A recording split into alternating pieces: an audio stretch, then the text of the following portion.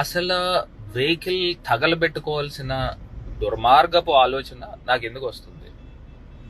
అసలు రావాల్సిన అవసరం ఏముంటుంది? అదేదో ఇప్పుడే గౌరవ శాసనసభ్యుల యొక్క వీడియో కూడా చూశాను, వాళ్ళు ఫేస్బుక్ లైవ్ లో కూడా పెట్టడం కూడా చూశాను. ఏదో నేను సానుభూతికి నేనేదో ప్రయత్నిస్తున్నానని మరి చెప్తా ఉన్నారు. అసలు నాకు ఎందుకు సానుభూతి? నాకు ఇప్పుడు సానుభూతి తెచ్చుకోవాల్సిన అవసరం ఏముంటుంది? నేను రాజమండ్రికి మంచి చేశానా లేదా? నేను రాజమండ్రికి మంచి చేశాను, నాకు అయినా నేను ఓడిపోయినా నాకు బాధ లేదు. ఎందుకంటే మంచి చేసి ఓడిపోయాను. ఏదో మొన్న ఆ కన్ఫెషన్ స్టేట్మెంట్ లో కూడా నేను చూశాను, ఆ వ్యక్తి ఎవరైతే వెహికల్ తగలబెట్టాడు అని చెప్పేసి పోలీస్ డిపార్ట్మెంట్ చెప్తా ఉన్నారో ఆ వెహికల్ గురించి, అతను మా దగ్గరకు వచ్చి 2 నెలల ముందర వచ్చాడు, ఎలక్షన్ కి 1 నెల ముందర వచ్చాడు. మరి 15 సంవత్సరాల నుంచి కార్యకర్తలు వైఎస్ఆర్ కాంగ్రెస్ పార్టీ గురించి పనిచేసిన వాళ్ళు, జగనన్న గురించి పనిచేసిన వాళ్ళు, వాళ్ళెవరికి కూడా అంత బాధ రాలేదంట. వాళ్ళెవరికి కూడా అంత బాధ రాలేదు, వాళ్ళు తగలబెట్టలా. నెల ముందరు ఎలక్షన్ ముందర వచ్చిన వాడు ఎందుకు తగలబెడతాడు?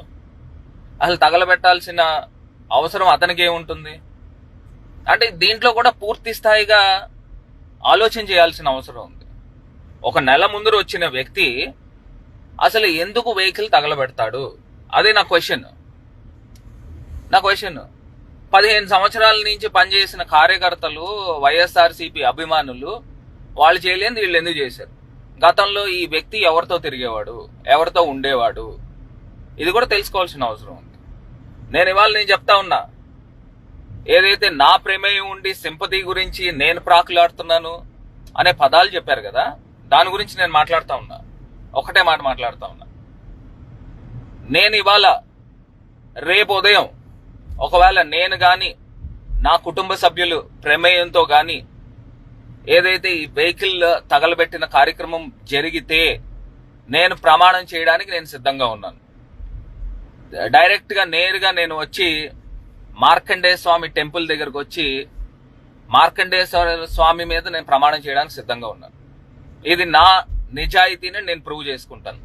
అదే రకంగా ఎమ్మెల్యే గారు, మీరు మీ కుటుంబ సభ్యులు ఒకవేళ మీ ప్రమేయం లేకపోతే మీరు ప్రమాణం చేయడానికి సిద్ధంగా ఉన్నారా మార్కండేశ్వర స్వామి మీద అని నేను సూటిగా ప్రశ్నిస్తా ఉన్నా. నేను సచ్చీలుణ్ణి, నిజంగా నాకు ఈ దౌర్భాగ్యమైన పరిస్థితి నాకు ఎందుకు ఉంటుంది? నాకేం అవసరము? నేను చేయాల్సిన కర్మ నాకేంటి? ఏదో నాకు సింపతి నాకెందుకు? ఇప్పుడు నేను మంచి చేశాను, కంబాల్ చెరువు ఇంకా రకరకాల ప్రోగ్రామ్స్ నేను చేశాను, అయినా నేను ఎందుకు గెలవలేదని ప్రజలు ఆల్రెడీ సింపతి ఉందని నేను భావిస్తున్నా. మీరు ఆ రోజున ఏదైతే మీ అనుచరులతో మోరంపూడి ఫ్లైఓవర్ దగ్గర దాన్ని శిలాఫలకాన్ని తొలగించారో అప్పుడు మీరు ఎంత నీచానికి పాల్పడ్డారనేది అక్కడ కనబడతా ఉంది. మళ్ళీ ఇవాళ అక్కడ ఎక్కడైతే బ్యాడ్ అయిపోయారో మళ్ళీ దాన్ని తీసుకొచ్చి నా పైన రుద్దాలి అనే కార్యక్రమం చేస్తూ నన్ను బ్యాడ్ చేసే కార్యక్రమం చేస్తా ఉన్నారు. నేను ఒకటే చెప్తా ఉన్నా, ప్రమాణ పూర్తిగా నేను డైరెక్ట్ గా మార్కండేశ్వర స్వామి గుడి దగ్గరకు వచ్చి మార్కండేశ్వర స్వామి మీద ప్రమాణం చేయడానికి నేను సిద్ధంగా ఉన్నాను. నేను గాని నా కుటుంబ సభ్యులు గాని ఈ వెహికల్ తగలబెట్టిన దాంట్లో ప్రమేయం ఉంటే నేను నిలువున నాశనం అయిపోతాను. అది కూడా చెప్తున్నా. మీరు చేయడానికి సిద్ధంగా ఉన్నారా? మీరు గాని మీ కుటుంబ సభ్యుల యొక్క ప్రమేయం లేకోకుండా ఆ వ్యక్తి ఎవరు? నెల రోజుల ముందర వచ్చి మా దగ్గరకు వచ్చి చేరాడు. నెల రోజుల క్రితం ఎలక్షన్ ముందర వచ్చి మా దగ్గర చేరి ఇవాళ వచ్చి వెహికల్ తగలబెట్టాడని చెప్తా ఉన్నారు పోలీస్ డిపార్ట్మెంట్. 15 సంవత్సరాల నుంచి కార్యకర్తలకు లేని బాధ ఈ నెల రోజుల ముందర వచ్చిన వ్యక్తికి ఎక్కడి నుంచి వచ్చిందని అడుగుతున్నా.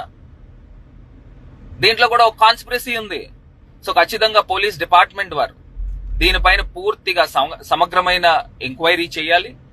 దీంట్లో దోషులు ఎవరు ఉన్నారు, బాధ్యులు ఎవరు ఉన్నారు, దీన్ని పూర్తి స్థాయిగా బయటికి తీసుకురావాల్సిన అవసరం పోలీస్ డిపార్ట్మెంట్ పైన ఉంది అని కూడా ఈ సందర్భంగా తెలియపరుస్తున్నా. అతను ఆ కన్ఫెషన్ స్టేట్మెంట్ లో కూడా ఇచ్చాడు. ఏమని ఇచ్చాడనంటే పోలీస్ డిపార్ట్మెంట్ దగ్గర ఏమని చెప్తున్నాడు, ఆ వ్యక్తి ఏదైతే మోరంపూడి ఫ్లైఓవర్ దగ్గర తెలుగుదేశం పార్టీకి మైలేజ్ వచ్చిందని చెప్తా ఉన్నాడు. ఆ మోరంపూడి ఫ్లైఓవర్ దగ్గర ఏదైతే శిలాపలకాన్ని కోలగొట్టిన వాళ్ళు దానికి మైలేజ్ వచ్చింది, ఎవరికి వస్తుంది? ఆ సింపతి నాకు వస్తుంది. అతను ఏమని చెప్తున్నాడు? తెలుగుదేశం పార్టీ వాళ్ళకి వచ్చిందని చెప్తా ఉన్నాడు. ఇక్కడే అర్థమైపోతా ఉంది